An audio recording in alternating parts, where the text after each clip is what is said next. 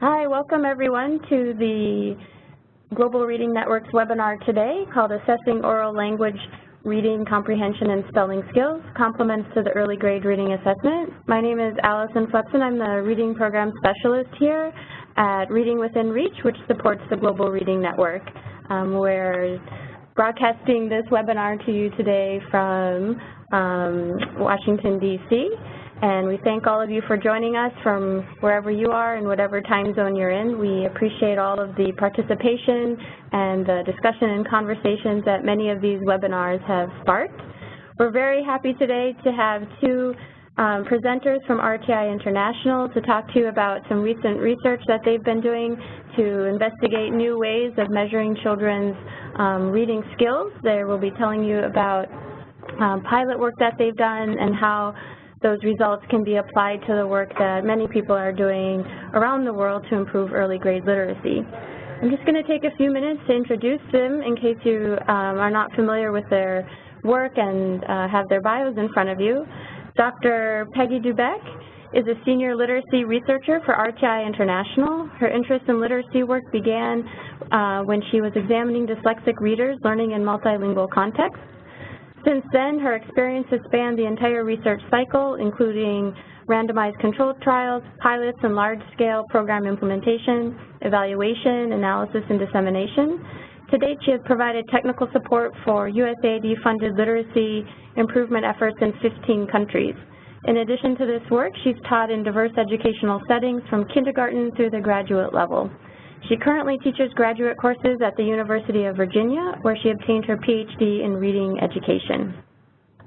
Her colleague, Jonathan Stern, who will be presenting as well, is a senior research evaluation specialist at RTI. In this role, Dr. Stern's main responsibilities include designing research and evaluation plans, creating and validating assessments, and conducting training on data collection.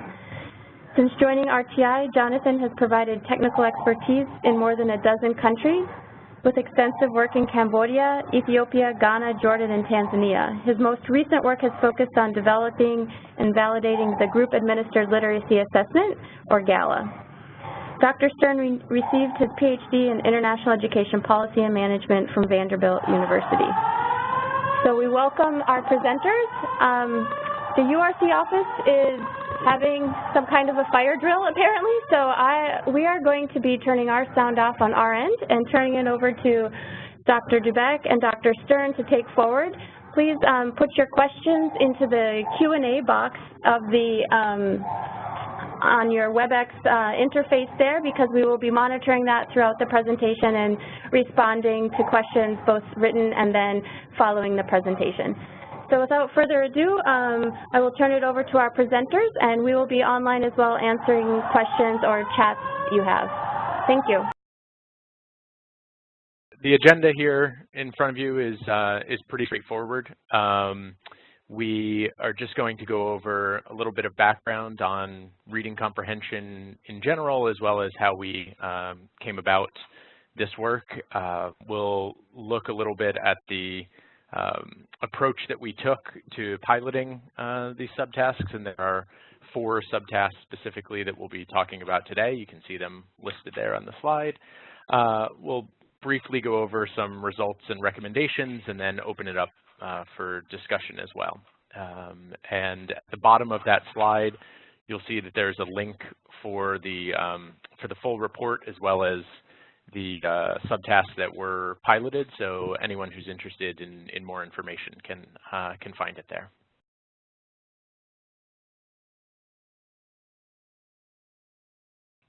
Okay, so right here on your screen you have 3 words, and I want you to read those 3 words to yourself. Read them out loud to yourself. So most likely you probably said something along the lines of pay dopo lagi, or maybe you said pay dopo lagi. And that's the beginning of accurate word identification and decoding. But you don't know what I don't think you know what you read. Next, click. So that sentence translates into we ask questions. So at the first line, you had decoding, but you didn't have comprehension until I developed your oral language. So click again. So now you have another sentence here, and based on your familiarity with now the orthography and the syntax of this language, you might be able to have a guess of what you think the second sentence is. So I want you to think about to yourself what you think that second sentence might be. So have a click again. And most likely you said something along the lines of we and questions because the sentence structure was the same, but with the middle vocabulary word being different. And so you can see there how oral language is actually a really crucial part. And it's, next slide, please. And it's something that's part of what is called the simple view of reading. And I've seen a lot of you present on this in the last couple of years, and there's also been talk about the not so simple view of reading. But just for keeping it simple, this is a really nice way of thinking about the fact that reading comprehension, the ultimate goal of reading, is the product of decoding times language comprehension, times language. And what happens is when, just like any kind of math problem, when one side of that equation is missing, then the product is 0. So decoding, if you can think of decoding times 1 and language times 1, that equals comprehension.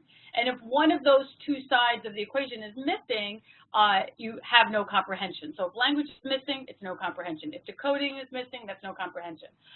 And we feel as though that the early grade reading assessment sometimes does a really nice job of assessing decoding, and some of its needs are developing a need for assessing language and assessing comprehension. So next slide, please.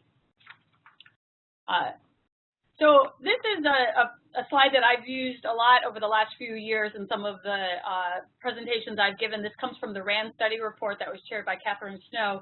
And this is a slide that I could spend a couple of hours on, and I just am showing it today because what I like about what the RAND study group did is they're showing the complexity of trying to measure comprehension, and that all of those colors that are listed there, motivation, linguistic knowledge, vocabulary, background knowledge, strategy knowledge, and cognitive capacities, essentially all of those are contributing to reading comprehension.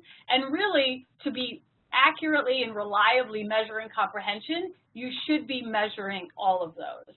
And that's, quite frankly, that's not just a fault of EGRA, that is something that all comprehension, reading comprehension tests have a challenge measuring. So measuring reading comprehension it's a complex construct, so it's a complex thing to try to measure. And so one of the things that we'll be talking about is ways to sort of minimize some of the constructs that you're getting, just at trying to get at removing some of these, but also still measuring comprehension. So the next slide. I've long been an advocate of thinking about spelling and how the strong relationship between word level spelling and word recognition. And because they're both using some of the same relationships between letters and sounds, and the structure of both the meaning, the morphology, the spelling, and the sounds of words have been shown to contribute to spelling across a lot of languages. And so we're going to be talking a little bit today about how we could think about using spelling within the early grade reading assessment. Next slide. So we're going to click through about 6 clicks to show how spelling is, it starts off with a very simple, when children, some of you might have seen this kind of writing, you can keep clicking through all of those. Some of you might have seen how children, when they're first learning to spell, they start off by doing scribbles. But very soon, when they're learning the relationship between sounds and letters, they start to represent the salient sounds of words. So the word rabbit, the sound you hear that's salient is the B. And a child who writes a RT or a B for rabbit is much further along than a child who just spells it with a letter M. And you can obviously see that there's quite a difference there between the child who just spells the beginning and the ending sound and actually represents both of the syllables. But this is one thing that we want to try to capture a little bit with the early grade reading assessment. So now let's look at something, click on the right side of the screen. And right now there's a dictation task within the early grade reading assessment that essentially captures information like this, where you have a a circle. It's representing correct answers and incorrect answers. And so it's binary. And so you can show that that navy blue section, if it's navy blue on your screen, that those are the children who got the word correct. And then the rest of the children are lumped together in the red, and those are all the incorrect. But within that red is a lot of variation to sort of to be similar to the way that those letters and are representing the word rabbit on the right. So click again, please.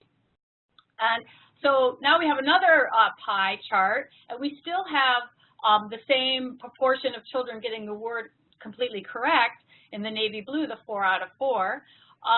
But now you can see where that red section, the red proportion where the children get the word wrong, there's variation in the types of answers they get. There's some children who got 3 out of the 4 parts of the word right, 2 out of 4, 1 out of 4. So those children are doing something a little bit more correct than the child who does 0 out of 4. So this is what we're trying to think about a little bit with, is there a way for us to try to move beyond binary spelling within the early grade reading assessment? So to the next slide. So here we have a few questions, and so here we're seeing some questions here, and unfortunately we don't have a chance to hear each of your responses, but we'd really like to think about from your perspective. You've used a lot of the early grade reading assessments, or maybe you haven't, because maybe you find some fault with it. So do you think the existing EGRA subtasks adequately measure comprehension, written spelling, and oral language? So I know we have well over 100 people on the line, so we're not going to be able to respond to them all, but we are monitoring the Q&A. So if we'd love to hear what you're saying about this, about do you think the EGRA subtasks adequately measure comprehension, written spelling, or oral language? Yeah, so we're hearing that Richard's saying yes, comprehension is doing a good job with literal. Written he's confirming what I had already said, it's doing the binary, and then oral language is limited. And Sharon is saying we're testing comprehension with but oral language and spelling not so much. Great. So, and feel free to keep sending those in. We're not going to have all the solutions for you today, but what we're going to now do is present to you some of the methodology that we use to try to get at these 3 constructs, comprehension, written spelling, and oral language. Yeah, so I think that, I mean, as you can see from those who did respond, there's sort of a mixed bag in what EGRA does and doesn't actually provide us in terms of those 3 ideas for comprehension, written spelling, and oral language. And I think that's pretty well known and regularly discussed for those who have any involvement with EGRA, that it has some strengths, but it has some limitations as well. And that was really what led Peggy and I to do this work in the first place, was trying to think of what are some potential complements to existing EGRA subtasks that could actually be used either as potential replacements or at least complementary. And Peggy will get to those research questions in just a moment. But really quickly in terms of our approach, so we actually had a few different subtasks, the 4 that we'll go over in a minute, but there's a sentence reading, a word reading, a spelling task, and a semantic fluency task. And we showed up in Accra and met with a local research team who's very experienced with EGRA, which was good to have a team that was very familiar with both the background of and administering EGRA. And so we showed up with a basic revised subtasks that we wanted to try and test out, but spent a few days with the team just making sure that they made sense contextually. And we actually spent about the first week or week and a half there going into schools nearly every day with really small samples of kids to just try out what it was that we were interested in. So both in terms of testing procedure and in terms of specific items. So each day we would show up in a school and anywhere from typically 10 to 20 kids, test some things out, come back at the end of the day, revise, make some adjustments, go back the next day and do the same. And then after about 2 weeks, we actually had our final pilot with just over 150 second graders in public schools in Accra who were in Twi-speaking schools where they also teach English.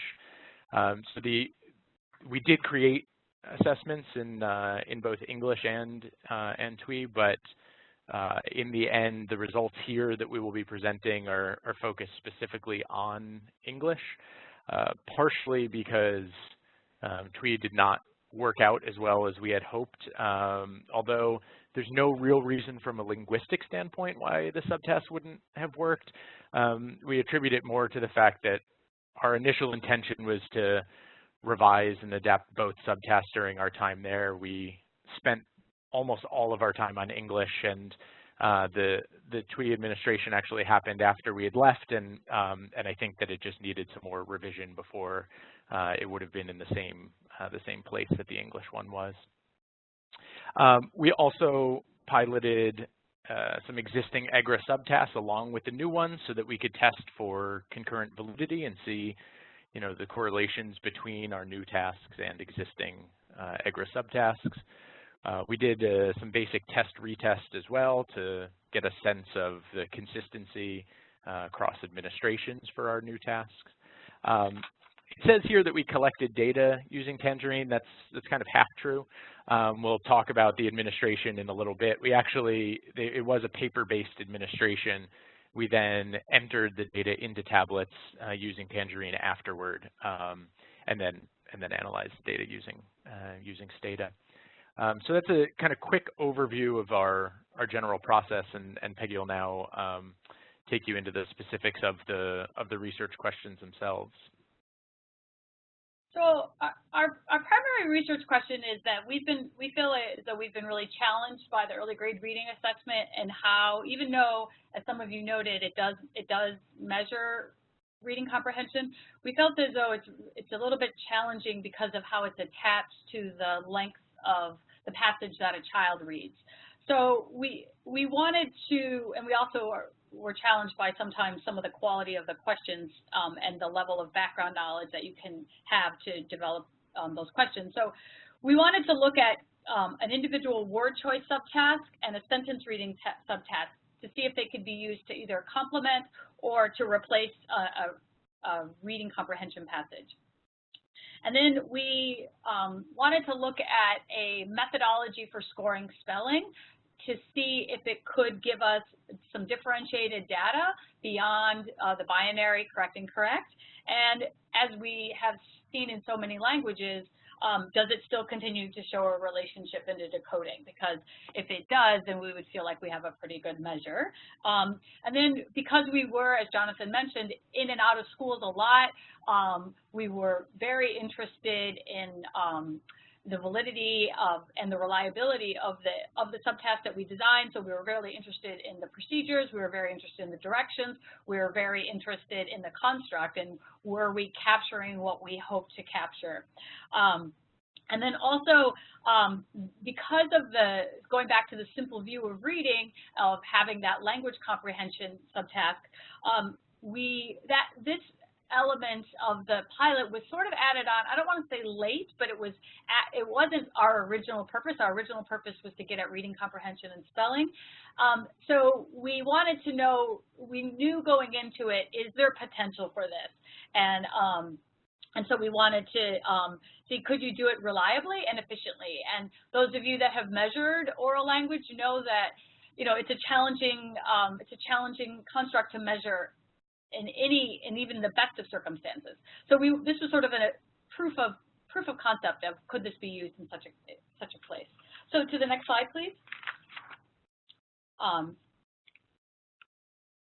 So this slide here is just showing a group of children in a school in EGRA, and this is one of our assessors, and the children are sitting at a table, and this is I think we ended up recommending that we do about 6 children at a time, and as Jonathan mentioned, it was a paper, children were answering the questions on paper, and then later the responses were entered into Tangerine. And Jonathan will talk a little bit about just trying to control wandering eyes of the children. Even though we were piloting and with first and then ultimately with a large group of second graders, kids at that age were, definitely still interested in what their neighbor had to have on their paper. So Jonathan will talk a little bit about how we had to control for that. But essentially what we liked about this was that you could get quite a lot of information by having multiple children working together at once. Next slide. Yeah, so just quickly, I was going to flip to the next slide and then back to this one for a moment, but I might as well stay on this for a second while we have a picture of the kids with their forms. So for each of the subtasks, which we'll discuss in the next couple slides now, we actually created multiple forms of the assessment. So, for example, the little boy on the left would have Form A, the girl next to him Form B, and then the next boy Form A again, and alternating as such, where all of the response options or all of the items on the test were the same but in a different order. And since it was a self-directed assessment, there was guidance by the administrator and there was examples by the administrator, but students were then given a certain amount of time to complete each subtask. The order of the items didn't actually matter in terms of administration, but being able to provide students with answer keys or with test forms that had different orders allowed them to therefore, if they looked at their neighbor and said, oh, my neighbor said that the first one is correct, and then I write correct, they would actually be incorrect because they have a different question at the beginning. So even though the administrator had pretty good control with only 6 students at a time, that was just one little thing that we did to reduce the likelihood of copying correctly. As far as the subtasks themselves, we had a sentence reading task, and this is intended to measure sentence level comprehension. The way it's designed is that some sentences are clearly true while others are clearly not. Sentences are relatively simplistic, 3 to 5 words, and typically describe either a description of an item or object or the purpose of it. So if you look at that little example that's in red there, right, the false sentence might be ball is a color. A correct sentence would be red is a color. And we did actually pair up all sentences differing only by 1 word.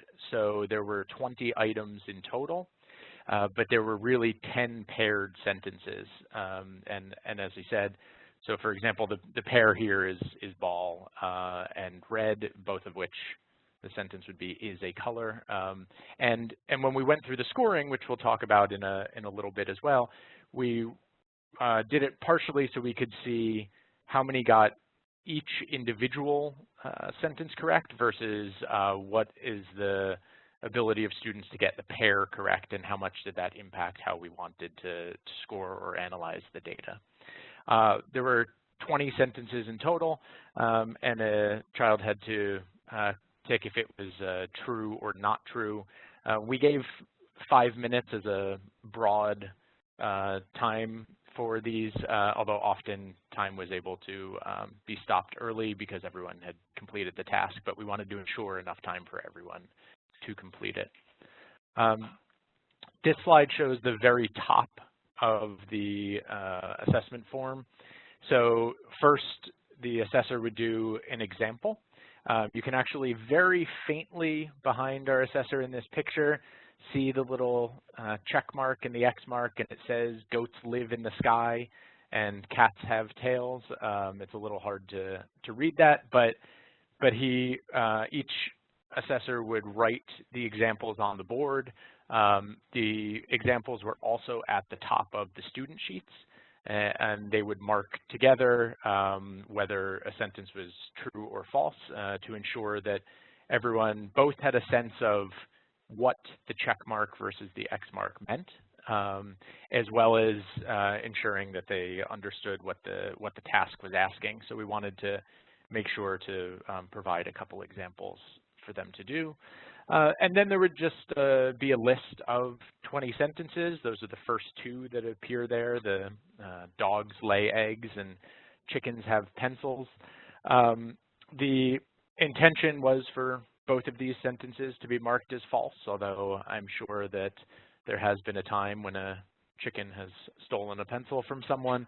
But the main idea behind these is things that are typically obviously true or false. The corollaries for each of these, which appeared later down in the list, were birds lay eggs and chickens have feathers. So as we said, in each sentence, only one word was changed to make it false or true. A similar subtask was the word choice. So this is now, instead of sentence level comprehension, this is now word level comprehension. Instead of true, false, this is actually real and not real or nonsense words. We struggled mightily with the administration of this, and a lot of it was trying to get children to fully understand what we were asking. So we tried, is the word real or not real? Is it correct or incorrect? Is it a word you know or you don't know? It was very difficult to get students to really understand what we were looking for. And one of the things that our local team told us that they think caused some problems is that there was someone giving them a list of words. And so if we look, for example, here, in the example words, it was zam and sit, right? So zam should be a word that no one knows because it is not a real word, whereas sit is. However, you can already sort of see the complication when thinking about this in terms of, well, if you ask it as I know it or I don't know it, what exactly does that mean? Or if you ask it as, is this a word or is this not a word? We had our team told us that a lot of the students would actually just assume that any word you give them is a real word, and that there'd be no reason that you'd be trying to trick them by giving them a fake word, which is why we ultimately settled on the I know this word and I don't know this word. But even still, we often found that students, as they're sounding something out, it might sound very close to a word that they know, so they still say that they know it, even though it's not actually a word. So despite our best intentions, as you'll see when we get later into the results, the way that we designed and administered the subtask, it just didn't hold up as we had hoped. It turned out that it was right around 50% correct on this subtask across the board, which is exactly what the guessing parameter would be, right? So if everything can either be true or false, you would expect kids to get 50% just on chance alone. And so the fact that across our sample, we were still getting kids right around that 50% mark, there was no way to distinguish it from the guessing parameter. So we ultimately decided that this one wasn't gonna work for our purposes, but it was worth trying out, and there's still possibilities that there would be a way to revise it so that it would be viable, but we didn't find it during our time. Okay, so now I'm going to just talk a little bit about dictation or individual word spelling. And as I mentioned earlier, this was adapted from a curriculum-based measure, which is used in some classrooms to just be monitoring children's growth in a skill. And so we adapted this from Wright's work. And for both TWE and English, we used common orthographic patterns that represent early words used in first, second, third grade reading and writing, and that represent the phonology. The reason why we went with the curriculum-based measure methodology is it doesn't require extensive linguistic knowledge of the language. And some of you have seen me present in the past about spelling when we talk about minimal pairs, if a child confuses a T with a D or a P with a B, sounds that are one's a voice sound and one's an unvoiced sound. That would be a really interesting way to get some great information on children's spelling, but we wanted to come up with a methodology that didn't require having to have that extensive knowledge of what sounds might be confused. So we were introduced to this curriculum-based measure by Marcia Davison, so many of you know her, and she had success with this in the past and suggested that we try it. And so we did, and so I'd like to just tell you a little bit about it.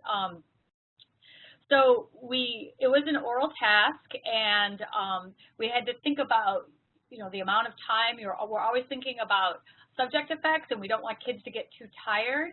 So, similar to the other two tasks, these were done in a group format, and we were trying to minimize the use of sentences, which maybe going forward we might use sentences, but we wanted to just have words that could be understood in isolation without having to have a sentence. And that does actually add some complications because you have to avoid minimal pairs. As on the slide there, we have words like, we have the words sing and sink.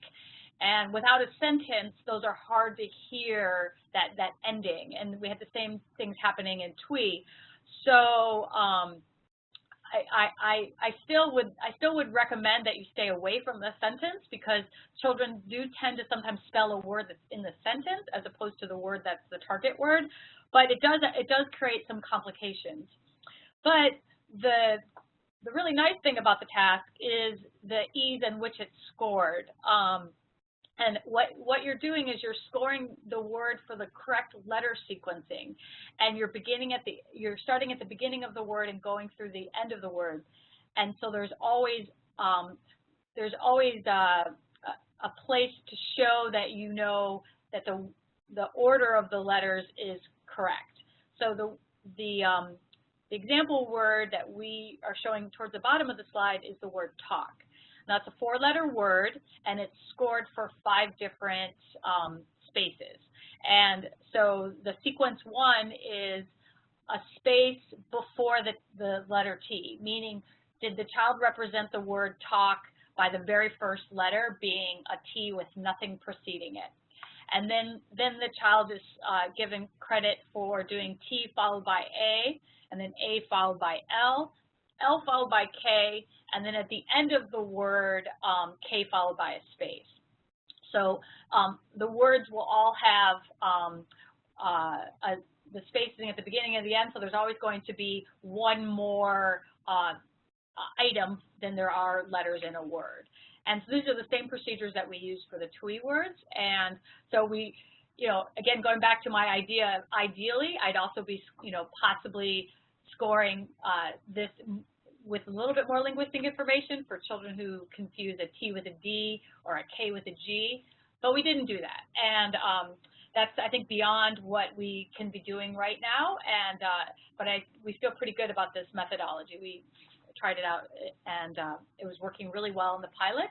And so we in the little field test, and then it worked out really well in the pilot. So to the next slide, please. So semantic fluency was something that we added in to try to capture children's expressive language skills. And again, this was an adaptation from other existing measures. Semantic fluency has actually quite an extensive research base. It's been used for children in classrooms, but it's also been used for people who've had injuries, brain injuries, it's also used in speech and language situations. So there's quite a lot of variations that are out there, and so we looked at several options and then refined them either further. And what's happening in this task is the child is speaking and given 60 seconds to it's funny, my expressive language right now is a little bit thwarted, to give words related to a particular category. And so the child's given a category and told to say as many words as they can for that category. When we developed it, and during our field testing, we ultimately came up with 2 categories that we'd like to share with you. One was called a limitless category, where within 60 seconds, a child or anybody could probably continue to go on and just say a limitless number of items related to that category. Animals was a category where children could just, they could pull from lots of domains of animals. And a constrained category was one that doesn't have as many possibilities. So colors was a category where children might have 10 or 15 items, but it's not going to go into the hundreds of items. We had to be thinking about language interference, and this is in the situations where EGRA is used. There'll be a lot of situations where children are they're not sure if the word is a word in English, or if that's a word that's a TWE word, or if that's a word in another language. So we had to pay a lot of attention to that and identifying the categories. We had to consider phrases and how if a child says a phrase instead of an individual word, that impacts the scores. We had to think quite a lot about priming and what was available in the classroom. Some of the classrooms that we visited were quite print rich, and so if you're saying to a child, name all the body parts that you can, and there's a poster of a body part behind the child, that's obviously going to prime them for answers. So we had to remove things from the walls. And then this was usually the last task that we gave. The other tasks that were given in the group format, and then this task would be something that would be done at the end. The assessor is writing down what the child says, and then the responses are categorized. And we were able to get people to be very reliable on what the child wrote, but then categorizing it did take a little bit of time, so we came up with this acronym called LORU, which you can read a little bit more about that in the report. We'd be happy to answer questions, but about how to categorize items, words that were repeated or something said from another language. So next slide. So I know you're by yourself in your offices somewhere, or you're in your houses, or maybe you're under a tree, but I do just want you to role play this. I'm just going to I have my timer here. So I'm the assessor and you're the child, and no one's gonna have to say anything out loud because I won't be able to hear you, but I am gonna read these directions to you, and then you're gonna do this task. So I like animals. We're going to talk about animals. I want you to say as many animals in English as you can until I say stop. You can say any type of animal in English, and I'll write what you say. Do you understand? Start. Okay, your time is up. I do wish we were all together in a room, because I'd love to hear you let out a big sigh and giggle a little bit and just give your comments on this. But we would like to hear your comments about this, particularly when we get to the Q&A in a little bit. But that helps you maybe to give an understanding of how the task went. So we're now going to talk briefly about the results. As I mentioned earlier, the results that we'll be discussing will focus specifically on English. And we'll go through them relatively quickly, as we're down to about 15 minutes left, and we want to ensure that people have time for any questions and discussion toward the end. But so if there's anything that I gloss over too quickly, please feel free to toss a question into the Q&A, but I'll try and at least give the high-level important results. So first, just most broadly looking at the mean scores, this just kind of gives us a basic sense of what we found in a very broad way. So the semantic fluency task, which Peggy just had you all do, not surprisingly, the any category task had slightly more words per minute than the constrained task. However, it was interesting to note that there were a number of kids in that any category or the open response one who really struggled to get started. In some ways, even though you may have a constrained task, so there are only so many animals or colors, for example, that you might be able to name. The open category, having anything at all, a lot of kids just really didn't know where to begin, and then they would sort of latch on to something. So typically they would tend toward a category. So maybe they would just notice something around the room and start saying like desk, foot, pencil, chair, assessor, tablet. But it was interesting to note that there was ultimately little to no difference between the two categories. For sentence choice, not surprisingly, when done as individual sentences, so out of the 20, students were able to get about 65% correct, which is higher than the paired sentences, so only 44% of the paired sentences correct, which is what we'd expect, that it would be a little bit more difficult to get the pair than the independent ones. And ultimately, that's what we went with for most of our scoring, was the paired, because it was a better reduction on guessing, as we mentioned earlier. So if you're just looking at the individual sentences, you have a 50% chance of guessing correctly. If you're looking at pairs, you're now down to a 25% chance. And it held up relatively well across the different ways that we analyzed it. For dictation, you see that on average, kids got about 25% of the words correct in dictation, but nearly half of the letters correct. So this goes back to what Peggy was saying earlier about what you're missing when looking at just the words as an entire word correct. You're actually missing out on a fair amount of more nuanced information about how they're starting to spell along the way. And Peggy will talk more about this in a couple slides. And then the last three are just measures on the EGRA subtask. It's a relatively high-performing group. We had very few 0 scores on oral reading fluency. We had about 30 words per minute overall. We also found that those students who did well on the sentence choice tended to also do quite well on oral reading fluency. When we look at the correlations themselves, we see, not surprisingly, some of the EGRA subtasks are very highly correlated with one another, as has been shown many times before.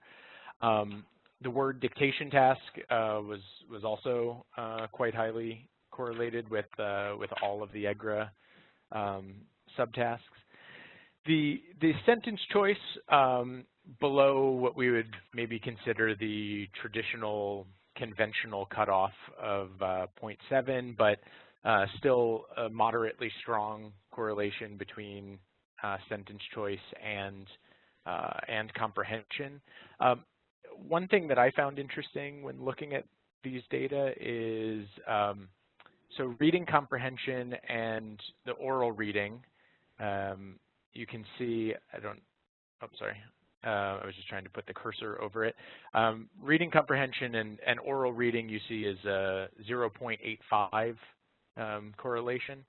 A lot of times there are concerns about the fact that that's at least slightly by design, because the further you read in a passage, the more questions you get asked.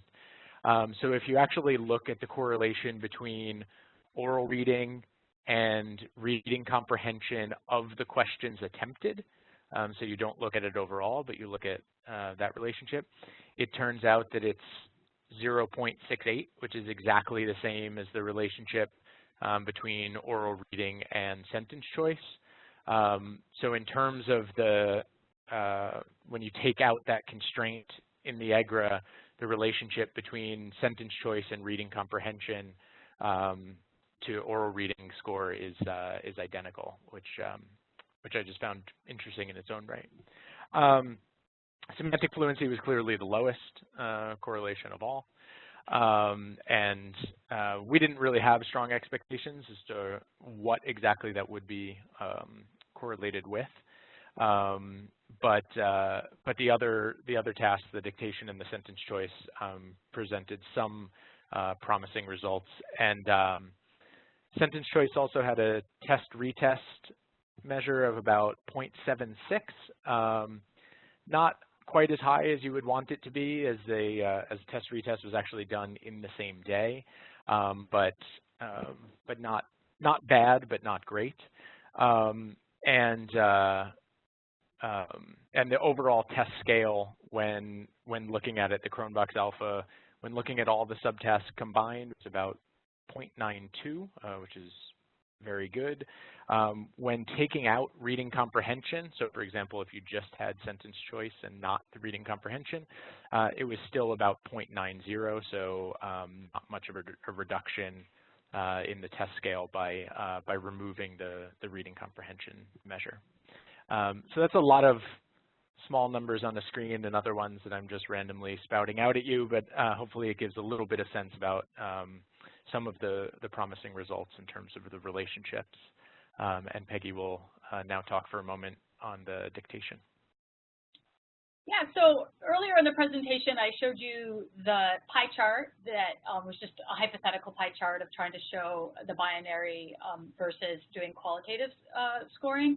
And this is not a pie chart, obviously, it's just a table. But what you can see in the top table is that 70% of the students were able to correctly write the first letter of a word. And when you go to the next row, and 53% of the children were able to write the final letter of the word. And just thinking about the way English languages establishing that salient sound, it is usually the first sound that's a little bit more salient, and so this kind of corresponds with what we do see in early spelling and early dictation abilities. Down at the bottom table, what I'm showing here is the middle column that says 0 words spelled correctly, and the far right column that says at least 1 word spelled correctly. These are comparing groups of children. So children who were unable to spell any words correctly at all, none of all the 12 words that they attempted, they didn't spell any of them correctly. They were still able to do, 34% of them were able to do the first letter of that word, and of those 0 words correct, 17% were able to get the last letter of some words spelled correctly. So this, if you think back to that word rabbit that we had, this is showing children who are maybe able to spell rabbit with an R or a T or an R. And so this is doing what we want it to do. It's capturing those very early spelling skills that ultimately you ultimately want the children to be able to spell the word correctly, but being able to represent parts of the word is a stage or a phase that most of us go through when we're first learning to represent a language in writing. So the next slide, please. So if you haven't already picked up my bias while we've been talking, I am biased. I am biased towards spelling, and I am biased towards trying to get good information that's useful and reliable. So we have some recommendations that we'd like to present now, and there's more details for all these recommendations in the report that Jonathan referenced in the first or second slide. So let's go on to the recommendations. So our first research question was, could a word choice subtask or a sentence choice subtask be used to replace or to complement the reading comprehension measure? And for word choice, we don't recommend that for use in lower primary. As Jonathan really explained quite nicely, is we were just having a lot of trouble getting children to even understand the task. So we don't recommend that for the early grades. It wasn't measuring the construct we intended, but I've used this with older children, grades 5, grade 6, grade 8, and I do think older children do understand this task. But for the sentence choice, we do recommend this for the lower primary. As Jonathan already described, it has a strong relationship to the existing reading comprehension subtasks, and it was stable at a couple of time points. And so that was getting to our third research question of can some of these measures be given reliably and give us valid information? So for dictation, the red box, I definitely recommend it. I really think spelling is really important to kind of capture that early representation of what children know about the written word. And, you know, it's a much better way to capture spelling abilities than the binary correct or incorrect. And we didn't show you a distribution, but we could have. But it does provide a distribution of abilities, and it can be scored quite reliably. So we feel very good about that task, and we definitely recommend it. So for semantic fluency, we loved it in terms of people liked it and the kids liked it. It seemed kind of, you know, it was a stress reliever. They weren't using a pencil or a pen. But it needs to be piloted further with some additional language measures to see, are we pulling from the actual construct of oral language? So yes, so it needs some promise. So to the next slide. And so some of our references, there's our contacts, and now we have just a few minutes left for discussion. It's still a written discussion, but we'd love those of you that are sending us questions in the Q&A in the written form. We'd love to keep this discussion going, if you have any of you used any of these subtasks or something similar? You know, as Jonathan mentioned earlier, we were interested in these because we felt that the early grade reading assessment was needing something like this. And why are your reasons? And then maybe do you have any other recommendations for the global reading community? We've had over 125 people on this call, so we know we have a lot of people out there doing some really awesome things related to capturing what children are doing for their early reading development. So please send us your questions or your comments.